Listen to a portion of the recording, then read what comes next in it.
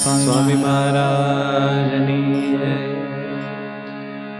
જન્માદ્યસ્ય યતોન્વયાદિતરતશ્ચાર્થેષ્વभिघ्नस्वराट् तेने ब्रह्महृदायादिकवये मुह्यन्ति यत्सूरयः तेजो वारिमृदां यथा विनिमयो यत्र त्रिसर्गो मृषा धाम्ना स्वेन सदा निरस्तकुहकं सत्यं परं धीमहि. ओम श्री पूर्ण पुरुषोत्तमाय नमो नमः. ओम श्री घनश्यामाय नमो नमः. ओम श्री नीलकंठवर्णिराजाय नमो नमः. ओम श्री सहजानंद स्वामिने नमो नमः. બોલો સ્વામિનારાયણ ભગવાનની જય.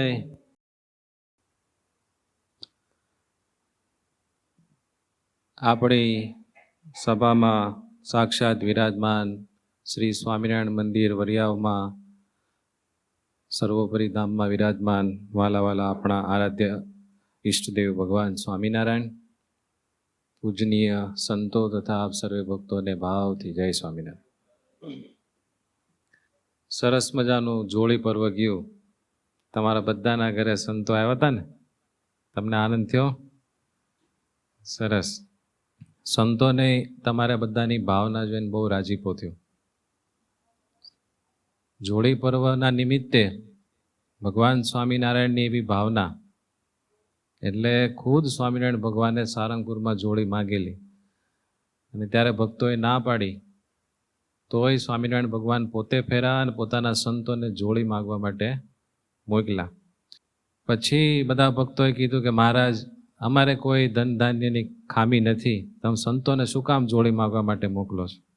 ત્યારે ભગવાન સ્વામિનારાયણે એવું કીધું હતું કે આ સંતો જે કોઈના આંગણે જઈને નારાયણ હરે સચ્ચિદાનંદ પ્રભો એમ આલેખ કરે અને એ સ્વર કોઈના કાને પડે, કોઈને કાંઈક આપવાની ઈચ્છા થાય અને ચપટી કાંઈક ધાન્ય આપે, તો એ ભગવાન અને સંતોના કામમાં લાગે તો એ જીવને બહુ મોટું બીજબળ થાય અને એના પ્રતાપે એ જીવ ધીરે ધીરે ધીરે મુમુક્ષુતાવાળો થાય, એને ભગવાનને પામવાની ઈચ્છા થાય અને એ જીવનો કલ્યાણ થાય.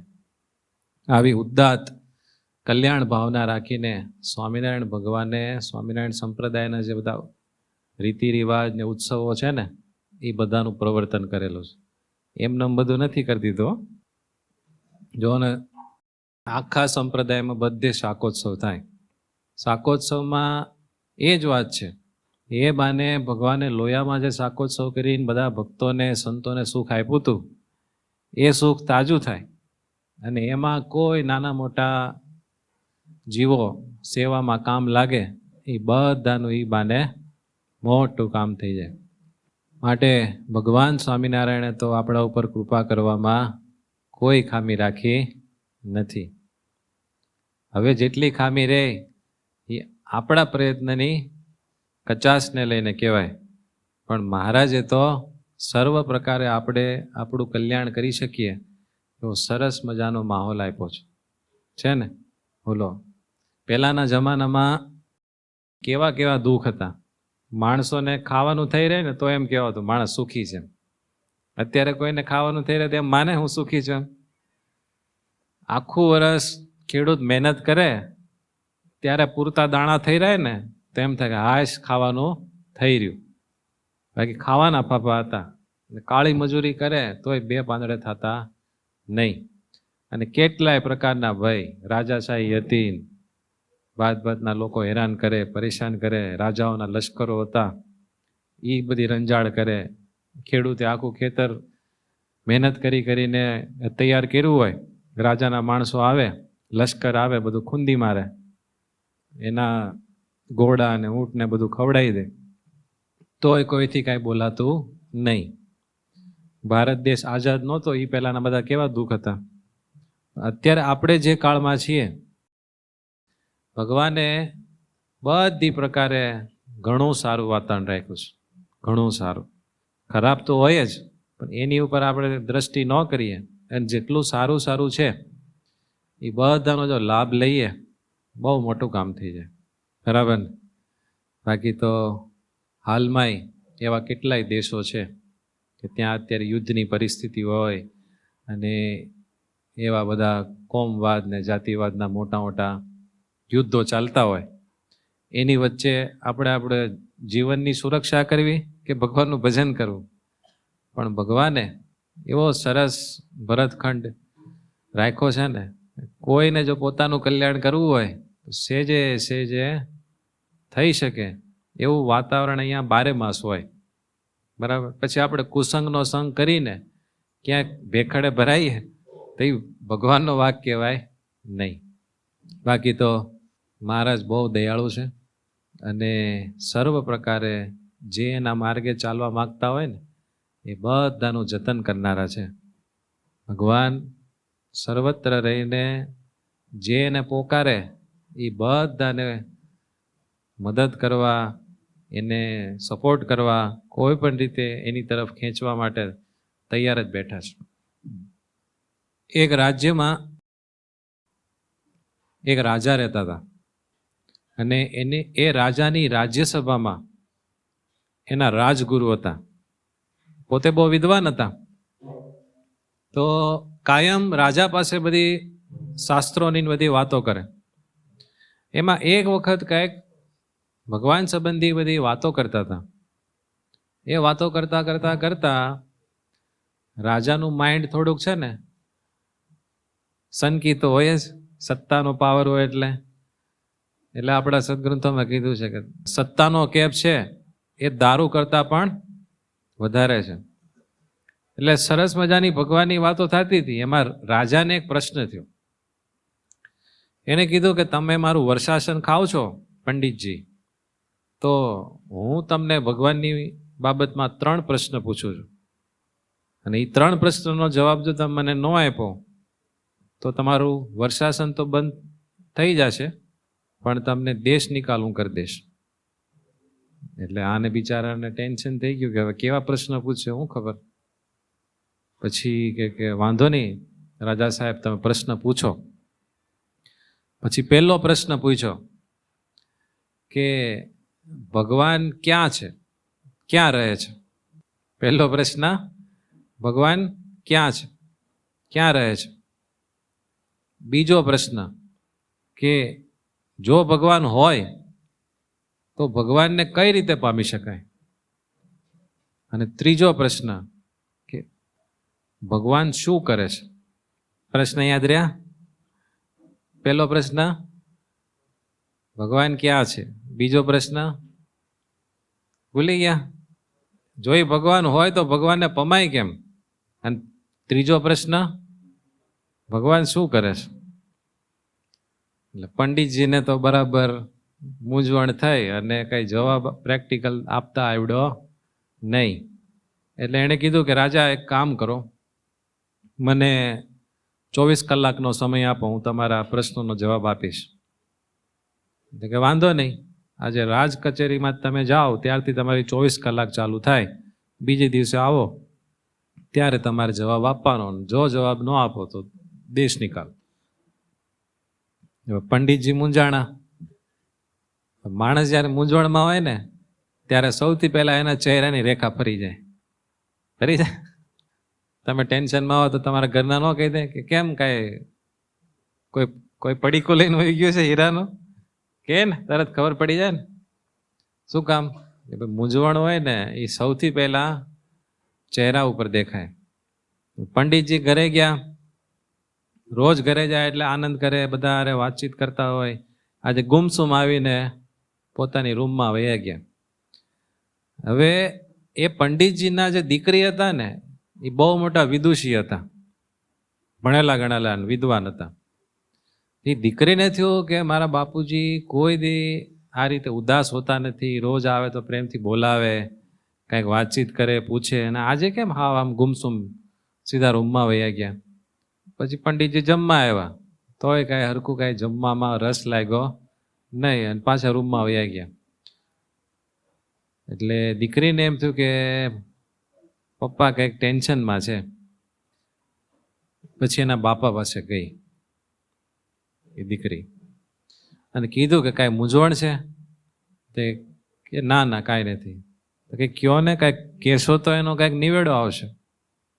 પછી કીધું કે ભાઈ આજે રાજસભામાં આવી રીતે વાત થઈ ને રાજાએ મને 3 પ્રશ્ન પૂછ્યા છે, અને જો હું જવાબ નહીં આપું તો મને દેશ નિકાલ કરશે, એટલે આપણે આ બધું ઘર બર બધું મૂકીને વયું જવાનું. તો હવે અહીંયાથી આપણે બીજા રાજ્યમાં જાય તો ત્યાં આપણી શું બધી વ્યવસ્થા અને આપણે શું કરશું, એટલે મને ચિંતા થઈ છે, અને ઘણી બધી કલાક તો વહી ગઈ. હવે કાલે સવારે મારે કચેરીમાં જઈને એનો જવાબ આપવાનો છે. દીકરી થોડીક વિચારમાં ચડી ગઈ. પછી એણે કીધું કે શું પ્રશ્ન છે બાપુજી? પછી એણે 3 પ્રશ્ન કીધા કે ભગવાન ક્યાં છે, ભગવાનને કેમ ભમાય, અને ભગવાન શું કરે છે. દીકરી બુદ્ધિશાળી હતી એટલે એણે એના બાપાને કીધું તમે ચિંતા કરો માં, એના જવાબ છે ને હું દઈ દઈશ. તમારે ખાલી એમ કહેવાનું ત્યાં જઈને કે ભાઈ મારી દીકરી મારા વતી જવાબ દેશે, હું નહીં આપું. તો કે પણ તારી પાસે જવાબ છે? તો કે એ તમે ચિંતા કરો માં, તમે બધું છોડી દો મારી ઉપર. તો કે શું જવાબ? એ હું તમને ન્યા કહીશ, અહીંયા નહીં, તમે અત્યારે શાંતિથી સૂઈ જાઓ. એટલે પંડિતજી સૂઈ ગયા, ઊંઘ તો કાંઈ બરાબર આવી નહીં. એમ તો ભાઈ મારી દીકરી શું કરશે, મન ન આવડ્યું ને એમ. બીજે દિવસે સભા ભરાણી અને બધા સભાસદો બધા હાજર થયા. પંડિતજીને બોલાવવામાં આવ્યા અને કીધું રાજાએ કે ભાઈ મારા 3 પ્રશ્નના જવાબ તમે તૈયાર રાખ્યા છે? તો કે હા રાજા, તમારા જવાબ મારી દીકરી આપશે. મારી દીકરી સાથે બધી ચર્ચા થઈ છે, એટલે મારી દીકરી જવાબ આપશે. તો કે એમ? તો કે હા. એટલે રાજાએ પંડિતની દીકરીને કીધું કે ભાઈ તને જવાબ પાક્કા ખબર છે ને, નકર દેશ નિકાલની સજા થશે. તો કે વાંધો નહીં, તમારા 3 પ્રશ્નોનો જવાબ હું વ્યવસ્થિત આપીશ, પણ મારી પહેલી શરત કે જે રીતે જ્ઞાન લેવાતું હોય ને એમ આપણી સંસ્કૃતિ પ્રમાણે તમારે લેવું જોઈએ. તમે મને પ્રશ્ન પૂછો છો, મારે તમને એનો જવાબ આપવાનો હોય, એટલે હું તમને જ્ઞાન દેનારી થઈ ને, તો જેને જ્ઞાન દેવાનું હોય ને એને ઊંચા આસન ઉપર બેસવું પડે, અને જેને જ્ઞાન લેવાનું હોય એને નીચે બેસવું પડે. તો ટેમ્પરરી હું તમારી જગ્યાએ બેસીશ અને તમે મારી જગ્યાએ બેસો. રાજાને થયું કે આ છોકરી બહુ કોન્ફિડન્સમાં છે, કદાચ એની પાસે જવાબ હશે. તો કે વાંધો નહીં. એટલે રાજાના સિંહાસન પર ઓલી દીકરી બેઠી અને રાજા સામે બેઠા. પછી આ છોકરી કહે કે મારે દૂધનો ગ્લાસ જોઈએ છે. ત્યાં તો બધું હાજર હોય, તરત આમ તાળી પાડીને કીધું કે દૂધનો ગ્લાસ લાવો. એટલે દૂધ લાવ્યો. એટલે ઓલી છોકરી આમ દૂધમાં જોયા કરે, 5 મિનિટ સુધી દૂધના ગ્લાસમાં જોયા કરે. એટલે રાજા કે આમ ટાઈમ શું બગાડે સભાનો, મારા પહેલા પ્રશ્નનો જવાબ આપો, આ તમે શું કરો છો ગ્લાસમાં? કે રાજાજી હું છે ને આ ગ્લાસમાં ઘી જોઉં છું. તો કે પણ ગ્લાસમાં શું છે? દૂધ છે, અને તું ઘી જો છો? ત્યારે ઓલી છોકરીએ કીધું ઘી શેમાંથી બને? તો કે માખણમાંથી. માખણ શેમાંથી બને? દહીંમાંથી. કે દહીં શેમાંથી બને? દૂધમાંથી. તો કે દૂધમાં હું ઘી જોઉં છું, તમને કેમ ખોટું લાગે છે? તો કે રાજા તમારા પહેલા પ્રશ્નનો જવાબ આપું છું કે ભગવાન ક્યાં છે? તો ભગવાન આ સૃષ્ટિમાં કણે કણમાં ક્ષણે ક્ષણમાં છે. જેમ દૂધમાં ઘી છે એમાં સમગ્ર સૃષ્ટિમાં ભગવાન રહ્યા છે. આ તમારા પહેલા પ્રશ્નનો જવાબ. તો રાજા કે તો પછી બીજા પ્રશ્નનો જવાબ? એ ભગવાન મળે કઈ રીતે? તો કે તમારે બીજા પ્રશ્નનો જવાબ આપો. એ કે આપણે દૂધમાંથી ઘી બનાવવું હોય તો શું કરવું પડે? પહેલાં દૂધને ગરમ કરવાનું, દૂધને ગરમ કર્યા પછી એને ઠારવાનું, ઠારીને પછી થોડુંક ગરમ હોય ત્યારે એમાં મેળવણ નાખવાનું, અને પછી બરાબર જામી જાય દહીં, પછી એ દહીંને આપણે વલોવવાનું, અને દહીંને આપણે વલોવીએ એમાંથી માખણ બને, અને પછી માખણને આપણે તાવીએ એમાંથી ઘી બને. રાજા કે ઈ મને ખબર છે, મારા પ્રશ્નનો જવાબ આપ. પછી એણે કીધું કે દૂધ છે ને, દૂધ એને જે આપણે ગરમ કરીએ છીએ ને એ તપશ્ચર્યા છે, અને સૌથી મોટી તપશ્ચર્યા ધર્મનું પાલન છે. એટલે કે ધર્મ પાલન કરવો ને એ તપ છે. તાપ લાગે ને એમાં. કોક આપણને કહે કે તમારે એકાદશી કરવાની, આ વ્રત કરવાનું, આવા નિયમ પાળવાના, મનને ગમે? મનને ન ગમે. તો એક પ્રકારનું તપ થયું. કોઈ પણ આપણે નિયમ પાળીએ, આપણા શિક્ષાપત્રીમાં જે ધર્મ કીધા એ પાળીએ એટલે તાપ લાગે, મનને તાપ લાગે ને. વ્યસન ન કરવા. તો હવે જે માવા ખાતા હોય એને આપણે કહીએ તમારે એક દિવસ માવો નથી ખાવો, તો કેવો તાપ લાગે. એવો સ્વધર્મના પાલનરૂપ અગ્નિથી જ્યારે આપણે દૂધને, આપણા જીવનરૂપી દૂધને ગરમ કરીએ, અને એ પછી ગરમ થયેલા દૂધને, એટલે કે આપણે તપશ્ચર્યા કરીએ, સ્વધર્મ પાળીએ, એનું કોઈ પ્રકારનું અભિમાન ન રાખીએ, એ થયું દૂધને ઠારી નાખ્યું એમ. આપણા જીવનમાં સ્વધર્મનું પાલન કરીએ એ રૂપ આપણે દૂધને ગરમ કર્યું. હવે દૂધને પાછું ઠારવાનું જ ખરું. આપણે બીજા કરતાં કંઈક વિશેષ કરીએ એટલે પાછું આપણને એમ થાય કે આ બધા કાંઈ નથી કરતા, હું બધું કરું છું એટલે હું મહાન છું. એટલે અભિમાન નહીં રાખવા રૂપ દૂધને ઠંડુ કરવાનું. પછી શું કરવાનું? તો કે પછી એમાં વૈરાગરૂપી મેળવણ નાખવાનું. આ સંસાર અસાર છે અને ભગવાન સારરૂપ છે એવું આપણે માનીને એ વૈરાગરૂપી મેળવણ એ ઠંડા થઈ ગયેલા દૂધમાં, જીવનમાં ઉમેરવાનું. એટલે મેળવણ નાખીએ એટલે ધીરે ધીરે શું થાય? દૂધ દહીંમાં પરિણમે. હવે જ્યારે આપણું જીવન વૈરાગને કારણે દહીં જેવું બને ત્યારે જ્ઞાનરૂપી હું આત્મા છું, આ દેહ હું નથી, એ જ્ઞાન રૂપી રવૈયાથી એને મથવાનું, એનું મંથન કરવાનું. આપણે દહીંને કેમ આમ ઝેરણી લઈને બરોબર આમ કરીએ, એનું મંથન કરીએ એટલે પછી ધીમે ધીમે એ દહીંમાંથી માખણ છૂટું પડે. તો એ જે માખણ બન્યું જ્ઞાનરૂપી રવૈયાથી, જે આપણે મથામણ કરી બધી, એમાંથી જે માખણ બન્યું એ માખણ છે એ ભક્તિ છે. શું છે? ભક્તિ. અને એ ભક્તિ રૂપી માખણ જ્યારે આપણે લાંબા સમય સુધી ભગવાનનો આશરો દ્રઢ રાખીને નવધા ભક્તિ રૂપી સાધનો કરવા રૂપી એને તાવ્યા કરીએ ત્યારે ધીરે ધીરે ધીરે ધીરે એ ભક્તિના પ્રતાપે, એ ભક્તિમાંથી આપણને પ્રભુના દર્શન થાય છે. એટલે હે રાજા, ભગવાનને પામવાનો માર્ગ આ છે. ટૂંકમાં કહીએ તો ધર્મ, જ્ઞાન, વૈરાગ્ય એને દ્રઢ કરીને ભગવાનની ભક્તિ આપણે કરતા જ રહીએ તો એમાંથી ઘી રૂપી ભગવાન પ્રાપ્ત થાય છે. આ તમારા બીજા પ્રશ્નનો જવાબ. પછી રાજા કે તારી વાત તો દીકરી સાચી છે, તું ખરેખર જ્ઞાની છે, પણ મારા ત્રીજા પ્રશ્નનો જવાબ હવે આપવો પડશે કે ભગવાન શું કરે છે? તો કે રાજા, જે તમે જોવો છો ને એ જ ભગવાન કરે છે. કે શું?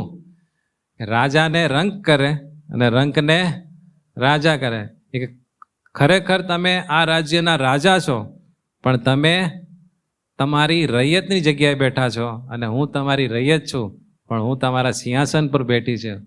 આ જ ભગવાનનું કર્તૃત્વ છે. ભગવાન કરતા અકર્તા અન્યથા કરતા સમર્થ છે. એટલે ભગવાન મેં જેમ કીધું એમ રાજાને રંક કરે, રંકને રાજા કરે. પછી રાજા ખુશ થઈ ગયા કે વાહ, તારી વાત સાચી. ખ્યાલ આવ્યો? એમ આપણે ભગવાનની આજ્ઞા રૂપ જે ધર્મ એને જેટલો પાળીએ એમ પાળતા પાળતા પાળતા આપણા અંતઃકરણની શુદ્ધિ થાય. અંતઃકરણની શુદ્ધિ થાય પછી એમાં જ્યારે આપણે વૈરાગ શીખીએ કે આ લોક નાશવંત છે, આ દેહને મૂકીને આપણે મરી જવાનું છે અને ભગવાન જ એક સત્ય છે, એવો વૈરાગ શીખીએ ત્યારે આપણને ધીરે ધીરે ધીરે ધીરે એમ ખબર પડે કે ખરેખર તો હું કોણ છું. અને જ્યારે એ પ્રશ્ન થાય ને કે તો હું કોણ, ત્યાર પછી એમ થાય કે ખરેખર મારે વિચારવું પડશે કે ખરેખર આ શરીર તો હું છું નહીં, શરીર તો નાશ પામી જવાનું છે, તો હું કોણ. પછી એમાંથી જ્ઞાન થાય કે ખરેખર આ શરીરથી જુદો શુદ્ધ ચૈતન્ય અને આ શરીરથી બધી રીતે વિલક્ષણ એવો હું આત્મા છું, અજર અમર અવિનાશી આત્મા છું. એમ ધર્મ, વૈરાગ અને જ્ઞાન આ ત્રણેય પાકા કરીને જ્યારે આપણે ભગવાનની ભક્તિ કરવા મળીએ ને ત્યારે એ ભક્તિ કરતાં કરતાં કરતાં ભગવાનનો રાજીપો થાય છે અને એમ ભગવાનને પમાય છે. ભગવાન કણ કણમાં છે, ક્ષણ ક્ષણમાં છે. એટલે આમ ગણો ને તો ભગવાન આપણાથી અણુ માત્ર દૂર નથી અને કોઈ ક્ષણમાં દૂર નથી. આ ક્ષણમાં આ જ જગ્યાએ ભગવાન આપણી સાથે છે. પણ ભગવાન આપણને કેમ નથી અનુભવાતા? મોટો પ્રશ્ન છે ને. એક ગોવાળ છોકરો હતો, નાની ઉંમરનો હતો. એ છોકરો એના ઢોર ચરાવતો હતો વગડામાં, અને ઢોર ચારતો ચારતો નદીના કિનારે ગયો. તો નદીના કિનારે એક સંન્યાસી પ્રાણાયામ કરતા હતા. આ ગોવાળીએ કોઈથી જોયેલું નહીં કે આ પ્રાણાયામ શું આવે એમ. પણ ઓલા સંન્યાસી આમ નાક બંધ કરીને પૂરક, રેચક, કુંભક ને બધી ક્રિયાઓ, બધી યોગની બધી ક્રિયા કરતા હતા. તો આને થયું કે આવું જ મેં કોઈને કરતા કાંઈ જોયું નથી. તો લગભગ પોણી કલાક સુધી ઓલા સંન્યાસી હતા એણે બધી યોગની ક્રિયા કરી અને પછી એની કુટીર તરફ વયા ગયા. એટલે આ ગોવાળ છોકરાને બહુ પ્રશ્ન થયો કે આ ક્રિયા એમણે શું કરી, કે મને કાંઈ ખબર પડી નહીં, કે મારે જાણવું છે. પછી એણે જોયું કે આ સંન્યાસી કઈ બાજુ ગયા, તો ન્યા જતા જતા જતા એને કુટીર દેખાણી. પછી એ સંન્યાસીની કુટિયામાં ગયો. સંન્યાસીને પગે લાગીને કીધું કે તમે આ નદીના કાંઠે બેઠા બેઠા બધી ક્રિયા કરતા હતા, એ બધું શું કરતા હતા? તો કે હું યોગ સાધના કરતો હતો. એવું? તો કે યોગ સાધના શેના માટે કરવાની હોય? તો કે આપણે યોગ સાધના કરીએ ને તો આપણું ચિત્ત શુદ્ધ થાય. અને તો કે ચિત્ત શુદ્ધ થાય, તો ચિત્ત શુદ્ધ થવાથી શું થાય? તો કે ચિત્ત શુદ્ધ થાય તો આપણે ભગવાનમાં મન રાખી શકીએ. એવું? તો કે ભગવાનમાં મન રાખે શું થાય? તો કે ભગવાન આપણને દેખાય. ભગવાન આપણને દેખાય? તો કે હા દેખાય. હવે એ જે છોકરો હતો ને એકદમ કોરીપાટી, કેવો? એકદમ કોરીપાટી અને બાળક. એટલે એને થયું કે એ કે તમે કહો છો સાચું કે આવું બધું કરે તો ભગવાન દેખાય? તો કે હા દેખાય. એટલે એને વાત સાચી મને ગઈ 100%, કોઈ શંકા જ નહીં હો. પછી એણે કેમ કરાય, શું કરાય એ કાંઈ ખબર નહોતી પડતી, પણ એને એક યાદ રહ્યું હતું કે આમ નાક કાંઈક બંધ કરતા હતા. એટલે એ છોકરો બીજે દિવસે સવારે વહેલો જાગીને નાહી ધોઈને એ કે મારે છે ને ભગવાનને જોવા છે. એમ કરે યોગની ક્રિયા કેમ કરાય તને ખબર નથી પડતી. એટલે નાક દબાવીને બેસી ગયો. હવે નાક તમે દબાવો, મોઢું બંધ હોય તો કેટલી મિનિટ રહી? 2-4 મિનિટમાં તો એનો શ્વાસ ગુંગળાવા માંડ્યો. પછી ચિંતા કોને થઈ? ભગવાનને. ભગવાનને થયું કે આ નાનો બાળક છે, સંતના વચનમાં વિશ્વાસ છે અને મારા દર્શન કરવાની એને અભિલાષા છે, એના માટે એને પ્રાણ દાવ ઉપર મૂકી દીધા. હવે મારે ગયા વગર છૂટકો નથી. ભગવાન તાબડતોબ ધામમાંથી આવ્યો અને એ છોકરાને દર્શન દીધા અને કીધું હવે તારું નાક ખોલી દે. ચલો હા હા કરતો શ્વાસ લેવા માંડ્યો અને ભગવાનના દર્શન કરીને ખુશ થઈ ગયો. પછી કે ઉભારો, મને ઓલા સંતના વચનથી છે ને તમારા દર્શન થયા છે, તમે વયા ન જતા એમ. હવે ગોવાળિયો હતો, એની પાસે દોરડું હતો ને, તો ભગવાનને ઝાડવે બાંધી દીધા. ભગવાનને ઝાડવે બાંધી દીધું કે વયા ન જાવ. એ કે તમે પાછા વયા જાવ તો ઓલા સંતને તમારા દર્શન ન થાય. દોડાદોડ ઓલા સંતની કુટિયાએ ગયો અને કુટિયાએ જઈને સંતને કીધું કે તમે કહેતા હતા ને એમ મેં કર્યું. કે શું કર્યું? નાક દબાવીને બેઠો. કારણ કે થોડી વારમાં મને ભગવાનના દર્શન થયા. સંતને થયું કે હું તો કેટલા વર્ષોથી કરું છું, મને હજી થયા નથી દર્શન, ને આને થઈ ગયા. પણ એને એવું થયું કે આ છોકરાની જો શુદ્ધ ભાવના હોય ને તો ભગવાન તો ભાવનાના ભૂખ્યા છે અને ભક્તના ભેરું છે. કદાચ આને દર્શન દીધા હોય તો એ આવ્યા ઝાડવાનું દોરડું બાંધેલું, ભગવાન દેખાય નહીં. સંત કે ભગવાન ક્યાં છે? કે આ રહ્યા. તો કે અહીંયા ભગવાન તો કઈ દેખાતા નથી. એટલે આ છોકરો ભગવાન પાસે આવ્યો કે ભગવાન તમે ગમે એમ કરીને આ સંતને દેખાઓ. ભગવાન કે પણ એ સંન્યાસીને હજી મારા દર્શન થવાની વાર છે. તો કે કેમ? કે એ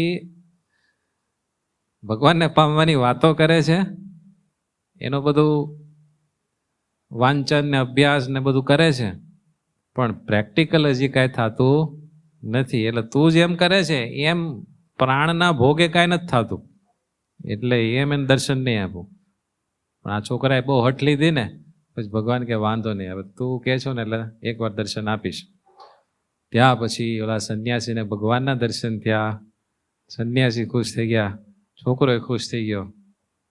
જાણો હવે ખબર પડી ગઈ ને આપણને ભગવાન દર્શન કેમ નથી આપતા. આપણને બધાને ખબર છે ને કે હાલો કાંઈ ખબર ન પડે, આપણે સ્વામિનારાયણ કર્યા કરી તો એમાં જે કામ થાય એવું કોઈ વાતમાં નથી. પણ આપણને આમ 100% સાચું મનાય ખરેખર. અંદર કાંઈક ને કાંઈક એવો સંશય અને ડાઉટ આપણે નાખી જ દીધેલો હોય, એટલે કોઈ દિવસ છે ને આમ જોઈએ એવી શ્રદ્ધા જામે નહીં. આપણે રસ્તા પર ક્યાંક જતા હોય, 500 રૂપિયાની નોટ મળે તો આમ ખુશ થાય કે આપણને દુઃખ થવા મળે?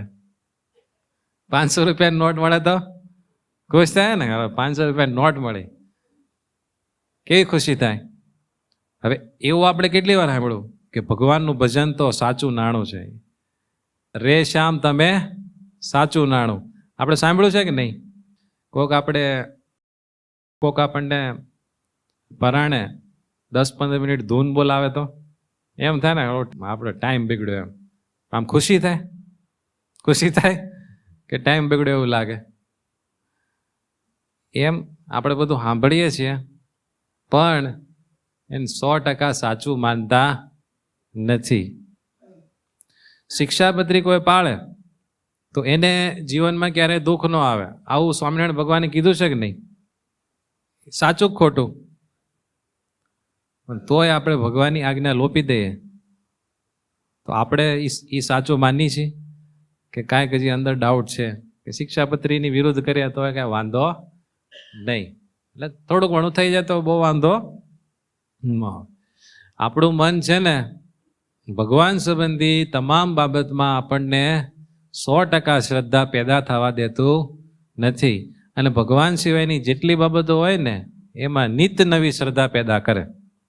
એટલે ભગવાનના માર્ગે ચાલવાનું કાયમ ઢીલું ઢીલું હાલે, અને બીજું બધું કરવાનું તો એટલો બધો ઉત્સાહ થાય ન પૂછો વાત. કોઈકને આપણે એમ કહે ને કે તમે રોજ ચાંદલો કરતા હો તો તિલક ચાંદલો, તો એમ કે આ સ્વામી રોજ હું પૂજા કરું જ છું. આપણે રોજ મંદિરે જવાનું, આખા દિવસમાં મંદિરે ન જાઓ એવું મારે લગભગ ન બને. મંદિરે જવાનું, સંતોની સેવા કરવાની, તો પણ તિલક ચાંદલો. જો હું રોજ આરતી કરું, રોજ એક વચનાવત વાંચી નાખું, એવું કેટલું ગણાવે, પણ તિલક ચાંદલાનું કયો એની ઉપર હાથ મૂકવા દે નહીં. સમજાણું? હવે તિલક ચાંદલો આપણેથી ન થતો હોય તો કઈ સમયની કઈ મુશ્કેલી નથી, પણ આમ આપણને એવું લાગે કે લોકો પછી આમ તિલક ચાંદલો હોય તો આપણે ઠેકડી કરે, બરાબર? એવું આપણે કેટલું કરીએ છીએ, આખા ગામને ખબર પડે કે આ ખોટું કર્યું એમ, તોય આપણાથી થઈ જાય છે ને. એવું કાંઈક ને કાંઈક નથી થઈ જતું, ત્યારે એ વિચાર નથી આવતો. પણ ભગવાનનું કાંઈક કરવાનું થાય ને એટલે તરત એમાં ઢીલાશ આવી જાય. માટે કોઈ પણ આધ્યાત્મિક સત્કર્મ આપણે કરવું હોય ને, આધ્યાત્મિક માર્ગની કોઈ પણ વસ્તુ કરવી હોય તેમાં 3 વસ્તુ જોઈએ. એમાં પહેલી છે પ્રીતિ, બીજો છે વિશ્વાસ, અને ત્રીજું છે શ્રદ્ધા. હવે જેમાં આપણને પ્રીતિ હોય ને, એનું નામ આપણે સાંભળીએ ને તો એની પાસે જવાનું આપણને મન થાય. થાય કે નહીં? આપણે કોઈ વાલા સગા આવે, આપણને ખબર પડે એટલે આપણે દોડીને જાય કે નહીં મળવા. આપણો પાક્કો મિત્ર હોય, આપણે એની યાર બહુ હેત હોય તો ગમે એમ કરીને ત્યાં જાય કે નહીં મળવા. આપણને કોઈક સંતો હારે હેત હોય, આપણને ખબર પડે કે સંતો અહીંયા નજીકમાં છે તો જાય કે નહીં મળવા. તો જેની સાથે આપણને પ્રેમ હોય ને એનું નામ સાંભળીને આપણે ત્યાં જવાનું મન થાય, એટલે એની સમીપમાં જાય. એટલે પ્રીતિ જોઈ. પછી બીજી વસ્તુ છે વિશ્વાસ. જેનો આપણને વિશ્વાસ હોય ને એની વાત આપણને મનાય. જો તમારા દીકરા દીકરી નાના નાના હોય ને, તમને પ્રેમ બહુ હોય, પણ એ બધું કે તમને સાચું મનાય? નાના છોકરા બધા ગપ્પા મારતા હોય તો તમને ખબર જ હોય કે આનું બધું સાચું ન માનવાનું હોય, પણ પ્રેમ કેવો હોય? હૃદયના કટકા જેવા હોય કે નહીં? પ્રેમ હોય પણ વિશ્વાસ ન હોય. વિશ્વાસ હોય એની વાત મનાય. જેની ઉપર આપણને શ્રદ્ધા હોય એ જે કહે ને એ આપણે આચરણમાં મૂકી શકીએ. તફાવત ખબર પડ્યો? પ્રીતિ હોય તો એની નજીક જવાનું મન થાય, આપણને એની પાસે જવાનું મન થાય. વિશ્વાસ હોય તો એ જે કહે ને એ આપણને સાચું મનાય. અને શ્રદ્ધા હોય તો એ જેમ કહે એમ કરવાનું મન. ખ્યાલ આવ્યો તમને? આપણને સંતોમાં પ્રેમ હોય એટલે આપણે સંતોને મળીએ, સંતોની પાસે આવીએ, પણ સંતો જો કંઈક એવી વાત કરે ને પાછું મનાય નહીં, તો વિશ્વાસ નથી. ઘણી વખત મનાઈ જાય પણ શ્રદ્ધા ઢીલી હોય તો એ પ્રમાણે થાય નહીં. એક દાખલો, માવો ખાતા હોય ને એ બધા નારાજ ન થતા. દાખલો એ બહુ સુરતમાં એ દાખલામાં બધું જ થઈ જાય. જો માવો ખાતા હોય પણ સંતોમાં પ્રેમ હોય કે નહીં, સંતો પાછા આવે પછી સંતો એમ કે માવો ખાવો છે ને બહુ સારું નહીં, સ્વાસ્થ્ય માટે સારું નહીં, ભગવાને ના પાડી છે, તમારા ઘરના સભ્યોને એ બધું ન ગમે. તો વાત મનાય કે નહીં? સંતો કે સાચું કે, સંતોને શું સ્વાર્થ હોય, આપણા હિત માટે કે. પણ શ્રદ્ધા ન હોય ને એટલે માવો છોડવાની વાત આવે, સ્વામી બીજી બધી વાત કરો, આ વાત કરવાની નહીં. હવે છૂટું પડ્યું પ્રેમ, વિશ્વાસ અને શ્રદ્ધા. ઘણી વખત આપણને ખાલી ભગવાનમાં પ્રેમ હોય પણ વિશ્વાસ ન હોય, એટલે ભગવાને જે કીધું હોય ને એ સાચું ન મનાય, એમાં કાંઈક ને કાંઈક મગજમાં ડાઉટ રહે. ઘણી વખત આપણને ભગવાનમાં પ્રેમ હોય એટલે આપણે ભગવાનનું થોડું ઘણું ભજન કરતા હોઈએ, વિશ્વાસ હોય એટલે આપણને એવું હોય શિક્ષાપત્રીમાં ભગવાને કીધું એમ જ થાય એમ. પણ શ્રદ્ધા જો ઢીલી હોય, એ પ્રમાણે વર્તવાનું થાય, એમાં પછી ડચુપચો થઈ જાય. એટલે સત્સંગી જીવનમાં દ્વિતીય પ્રકરણના 10મા અધ્યાયના 27ના શ્લોકની ટીકામાં શ્રદ્ધાની બહુ સરસ વ્યાખ્યા કરી છે કે શાસ્ત્રીય શ્રેય સાધને વિશ્વાસ પૂર્વિકા ત્વરા શ્રદ્ધા. કે શાસ્ત્રમાં કહેલા મોક્ષકારક સત્કર્મો વિશ્વાસપૂર્વક કરી લેવાની જે ત્વરા, ચીવટ, એને કહેવાય શ્રદ્ધા. ટૂંકમાં ભગવાને આપણને જે કીધું છે એ પ્રમાણે વર્તવાની જેટલી ત્વરા, એનું નામ શ્રદ્ધા. એટલે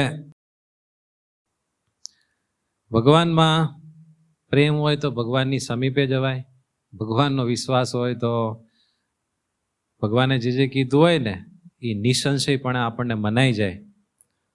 અને જો શ્રદ્ધા હોય તો ગમે એવા દેશકાળ આવે, ગમે એવી મુશ્કેલી આવે, વિપરીત પરિસ્થિતિ આવે, તોય ભગવાને જેમ કીધું હોય કે ભગવાન આપણને જેમ રાખે એમ રહેવામાં આપણને કોઈ તકલીફ પડે નહીં.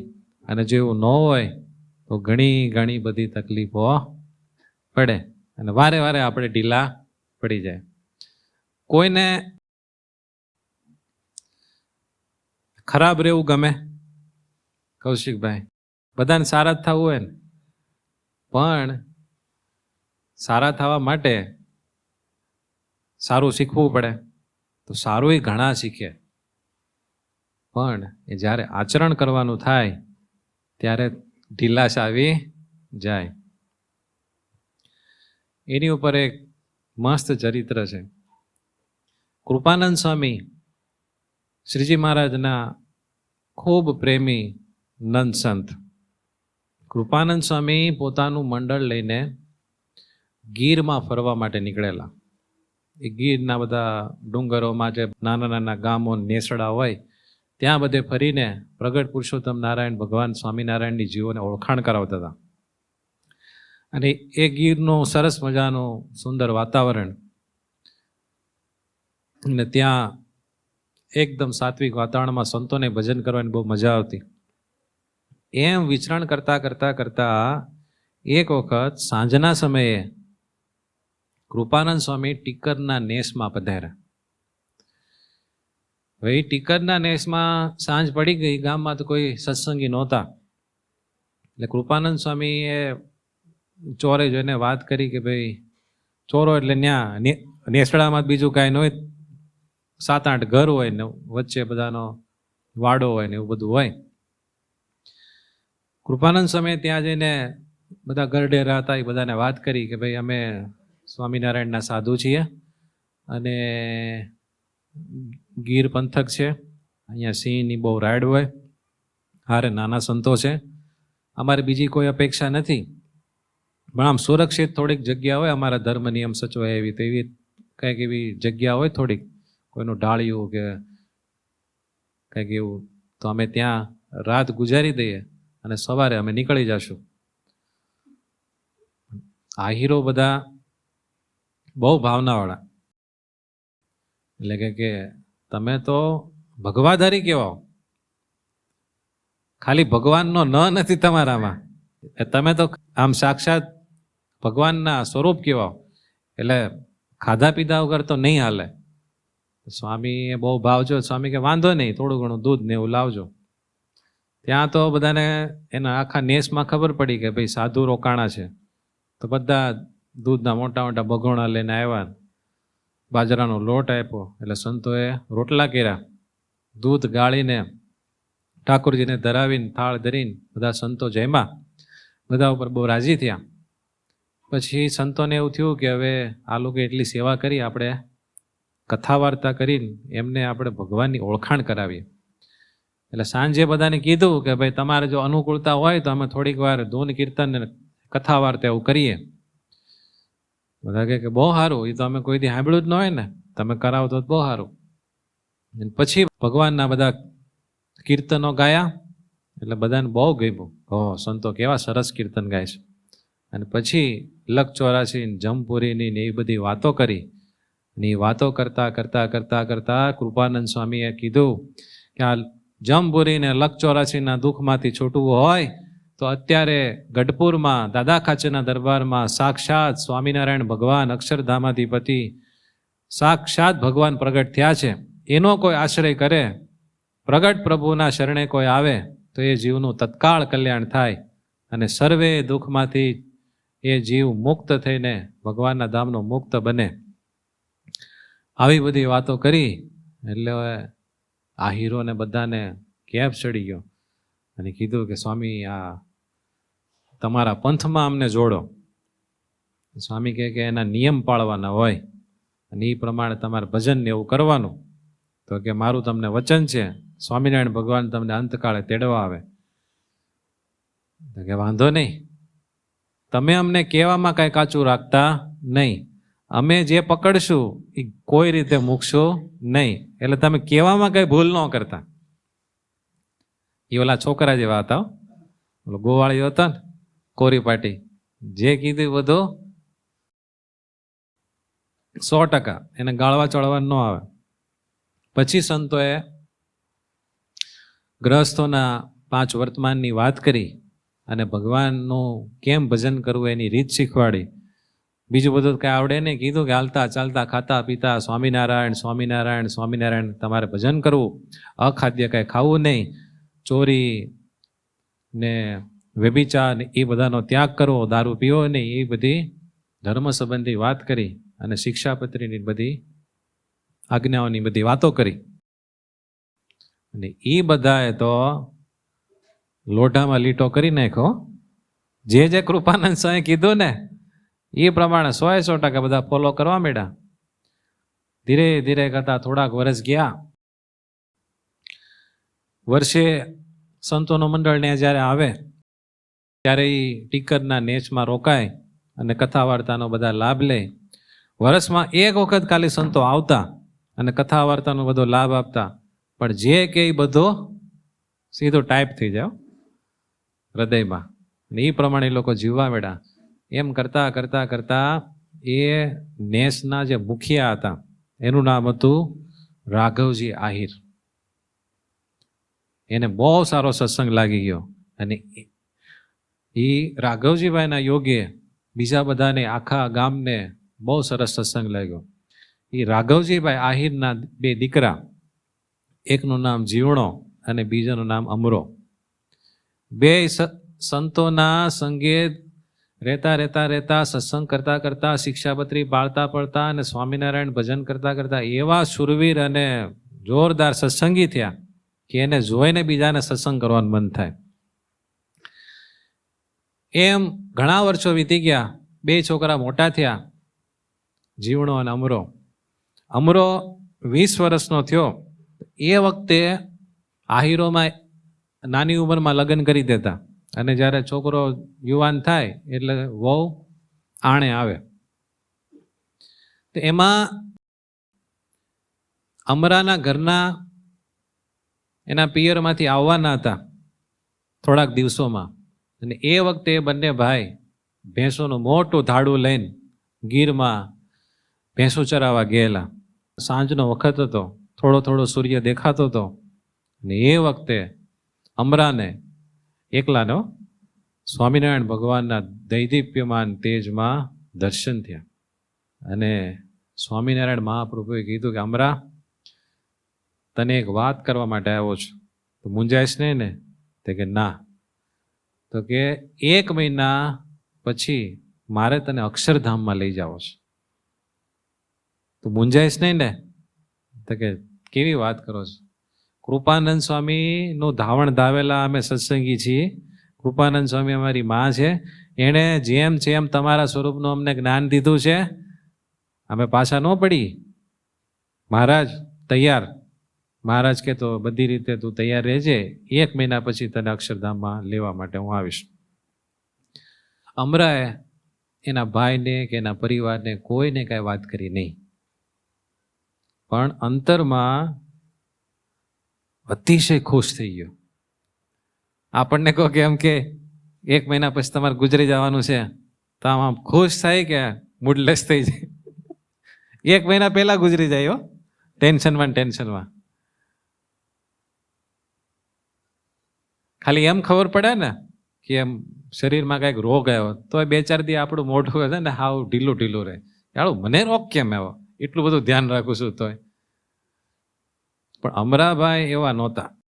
20 વર્ષની નાની ઉંમર, થોડાક જ દિવસમાં એમના ઘરના પિયરથી આવવાના છે.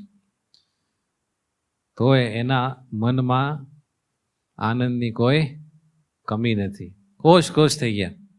પણ એને કોઈને કીધું નહીં. એને થયું કે હું મારા બાપાને કહીશ ને, એને એમ થાય 20 વર્ષનો જુવાન જો છોકરો ધામમાં જવાની વાત કરે એને દુઃખ થશે. એને કોઈને કીધું નહીં. પછી 2-4 દી થયા ને પછી એણે હિંમત કરીને બાપાને કીધું, રાઘવજી આહીરને, કે મારા ઘરનાને આણું લાવવાના છીએ. તો કે હમણાં ન લાવવી તો કે કેમ? કે બધું નક્કી થઈ ગયું છે ને બધી વાત થઈ ગઈ છે ને હવે કાં તું આવી વાત કરે? કે મારી ઈચ્છા નથી. તો કે હવે એવું થોડું હાલે, કે આપણું ખાનદાન ઘર કહેવાય ને આમ તેમ બધું ઘણું બધું એને કહી દીધું. એટલે અમરાને થયું કે બાપા માનશે નહીં. તો કે વાંધો નહીં, જવા દીધું એને. 5 દિવસ થયા ત્યાં એના પત્ની આવ્યા. પણ એને એવું થયું કે ભાઈ કર્મ સંજોગે એના વિવાહ મારી હારે થયા છે એટલે એ જીવને મારે સત્સંગ તો કરાવી જ દેવો છે. પછી એણે શું ચાલુ રાખ્યું ખબર છે? એ લોકો રોજ સાંજે ભેગા થાય અને સંતો એ બધી વાતો કરી હોય ને, કૃપાનંદ સ્વામી એ બધા સંતો જે વાતો કરી હોય એ બધા પરિવારના સભ્યો ભેગા થાય, એ વાતોની થોડીક ચર્ચા કરે, 2-4 કીર્તન ગાય, થોડીક ધૂન બોલે. એ વખતે રોજ ઘર સભા કરતા. અને એમાં બહુ સારું પડે. તમે રોજ સાંજે તમારા પરિવારના સભ્યો આમ જાજી વાર નહીં, 5 મિનિટ ધૂન કરો અને કાંઈક એવો સારો ગ્રંથ રાખો ભગવાનના ચરિત્રોનો કે એવો, જાણો વારા ફરતી બધા વાંચે. ક્યારેક તમે વાંચો, ક્યારેક તમારા ઘરના વાંચે, ક્યારેક ઘરના વડીલો એ વાંચે, ક્યારેક છોકરા વાંચે, ક્યારેક શિક્ષાપત્રીનો પાઠ કરાય, ક્યારેક કોઈક ચરિત્રના ગ્રંથનો પાઠ કરાય, ક્યારેક સ્વામીની વાતો, ગુણાતીતાનંદ સ્વામીની વાતો વચાય. એવું કરીને 15 મિનિટ થાય. પણ 15 મિનિટ માટે જો એમ બધા ભેગા થાય ને, કુટુંબમાં સંપ બહુ થાય અને બહુ સારું થાય. આમાં કેવું હોય, એકબીજાને કંઈક કેવું હોય તો આમ તમે જો કહેવા જાઓ બધા તીખારા થાય ને. તમારે કોકને કેવું હોય કે તમે વહેલા જાગતા નથી, આમ કરો છો ને, ક્રોધ કરો છો ને, ગાળું બોલો છો ને, તો તમે સીધું કહેવા જાઓ તો એને વાગે. પણ તમારે ઘર સભામાં બધા વારા ફરતી વાંચતા હોય, શિક્ષાપત્રીમાં જેવું આવે કે અમારા સત્સંગીએ કોઈને ગાળ દેવી નહીં. પછી છોકરાને એમ થાય કે પપ્પા તમે તો બહુ મોટી જવા દો છો, જો મહારાજ ના પાડે. એટલે એને બાપને એમ થાય કે હાળવા આ બધું આપણે કંટ્રોલ કરવો પડે. એમ નાની એવી ઘર સભા જો રોજ થયા કરતી હોય તો ઘરનું વાતાવરણ છે ને બહુ સરસ થાય. અને બધાના સ્વભાવ છે ને કાંટા જેવા હોય ને, થોડાક છોલાય ને બધા કુવાળા થાય. નગર ઘરે બધા ડખાયા ના હોય, સ્વભાવના જ હોય ને. પણ સ્વભાવ જો આ રીતે થોડા છોલી નાખ્યા હોય બધાએ તો કોઈને દુખે ન લાગે અને એકબીજાને શાંતિ રહે. તો આ લોકો રોજ રાતે ભગવાનના ચરિત્રો અને સંતોએ વાતો કરી હોય ને એવું બધું એકબીજા કે. અને અમરો થોડોક બોલકો હતો એટલે એવી જ સરસ ભગવાનની ત્યાગ વૈરાગની બધી વાતો કરે. એટલે એના ઘરના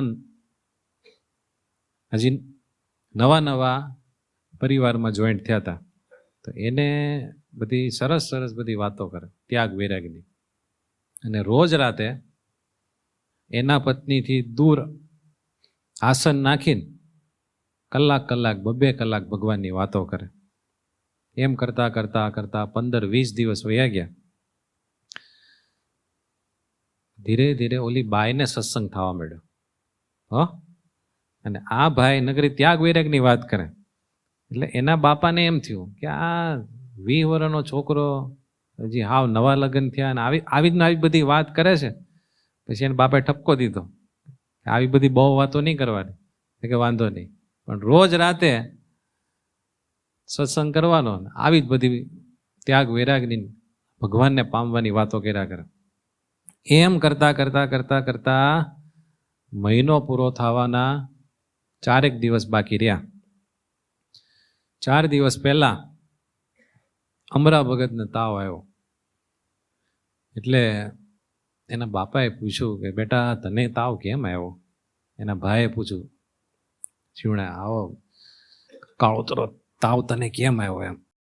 એટલે કે આવે, શરીર છે તો બધું આવે, પણ બાપા મારે એક વાત કરવી છે. એમ કરીને પછી એણે ઠેઠ 4 દીની વાર હતી ને ત્યારે કીધું કે મારે ધામમાં જવાનું. ના ના ના, એવું ન બોલાય. કેવી વાત કરે? હજી તો તારી વહુ આવી એને 1 મહિનોય નથી થયો કે એવું ન બોલાય બેટા. એટલે કે બાપા 1 મહિના પહેલા શ્રીજી મહારાજ મને દર્શન આપીને કહી ગયા છે કે હું તને મારા અક્ષરધામમાં લઈ જવાનો છું. એટલે હવે તમે રજા આપો. તો કે તે મને કીધું કેમ નહીં? કે મને એવું હતું કે તમને કહીશ તો તમે મૂંઝાશો. તો કે તું મને શું સમજશો? કે મેં સત્સંગ પાકો કર્યો છે અને હું 100% એવું સમજુ છું આ લોક કરતા અક્ષરધામમાં અનંત ગણું સુખ છે. એટલે તું જાને એમ સૌથી પહેલો હું રાજી. બોલો, હું તારી બા કઈ શોખ નહીં કરી, કોઈ ચિંતા ન કરતો, પણ કે તું ક્યાંય વાસના રાખતો નહીં.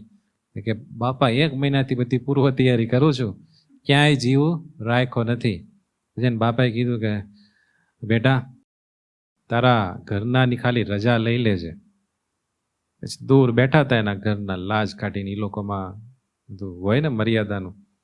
એટલે કીધું કે સાંભળો છો, જેની વાતો તમને રોજ કરતો હતો એ શ્રીજી મહારાજે મને દર્શન દઈને મહિના પહેલા કીધું હતું ધામમાં તેડી જવાનું. હવે 4 દી પછી મારે ધામમાં જવાનું છે, તમે રાજી છો?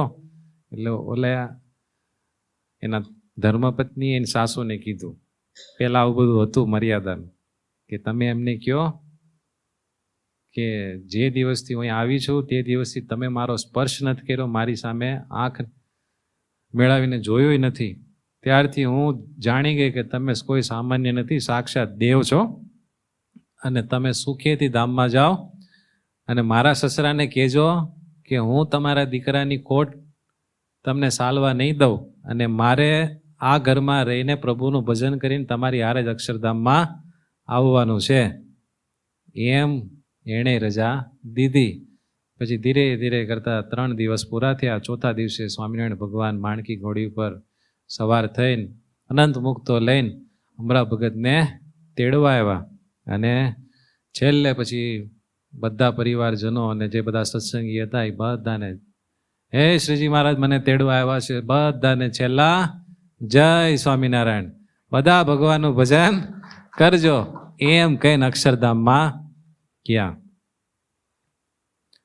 પણ શરૂઆત ક્યાંથી થઈ હતી ખબર છે?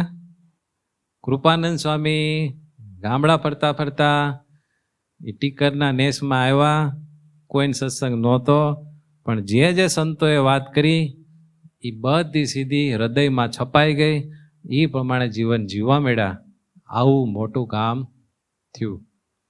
એટલે ગાંધીજી કહેતા ને કે જ્ઞાનની ઘાસડી કરતા ચારિત્ર્યની ચપટી વધારે શ્રેષ્ઠ છે. એમ આપણે બધાને જ્ઞાન તો ખૂબ જ છે, ખાલી યાદ કરાવવા માટે આપણે કથા વાર્તા કરવાની હોય. પણ શું કરવું જોઈએ કોઈને ન ખબર હોય એવું છે? ખબર તો છે કે નહીં? હવે આપણે કરવા માંડીએ ને જલ્દી પૂરું થાય.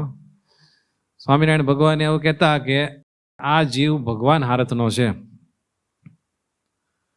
પણ હજી ભગવાનને પામ્યો નથી. અને સમુદ્ર ભરાઈને એટલું બધું માતાનું ધાવણ ધાવી ગયો છે, તો હજી ભગવાનને પામવાનું મન થતું નથી.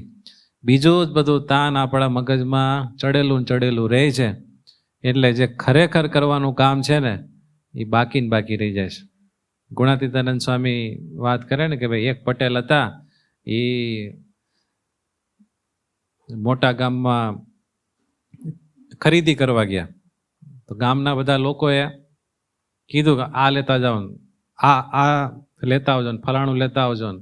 આખું લિસ્ટ કરીને ગયા કે ગામવાળા માટે બધું લાવવાનું છે. આખો દી ખરીદી કરી, આખું ગાડું ભર્યું, ઘરે આવ્યા, બધાને બોલાવ્યા, બધા પોતપોતાનું લઈ ગયા. પણ પટેલનું ગાડું ખાલી ને ખાલી. જાણો એમ આપણે આ લોકમાં આવ્યા, જન્મ્યા ત્યાંથી અત્યાર સુધી સ્કૂલમાં ભણ્યા, કોલેજમાં ભણ્યા, નો ભણ્યા તો કામ ધંધે લાગ્યા, કામ ધંધે લાગીને અત્યાર સુધી જે કાંઈ કર્યું, છોકરા માટે કર્યું, છૈયા માટે કર્યું, સમાજ માટે કર્યું, પરિવાર માટે કર્યું, કરતા બધાનું કર્યું. આપણે ભગવાનમાં જોડાવાનું કામ ન કર્યું તો છેવટે આપણું ગાડું ખાલી રહી જાય. પછી એમ થાય કે હવે મરણ પથારી આવી ગઈ અને કરવાનું કામ થયું નહીં. બરાબર ને? થોડીક વાર આપણે કરવાનું કામ કરી લેવું છો. 5 મિનિટ એવી મસ્ત ધૂન બોલવાની ને, આંખ બંધ કરીને અને એકદમ ભગવાનમાં ગુલતાન થઈને, બધા આંખ બંધ કરીને ભગવાનના સ્વરૂપમાં ખોવાઈ જાઓ.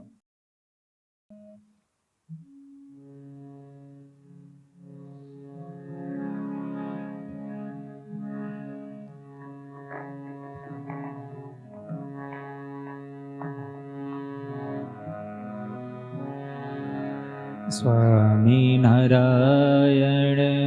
સ્વામિનારાયણ સ્વામિનારાયણ સ્વામિનારાયણ સ્વામિનારાયણ સ્વામિનારાયણ સ્વામિનારાયણ સ્વામિનારાયણ સ્વામિનારાયણ સ્વામિનારાયણ સ્વામિનારાયણ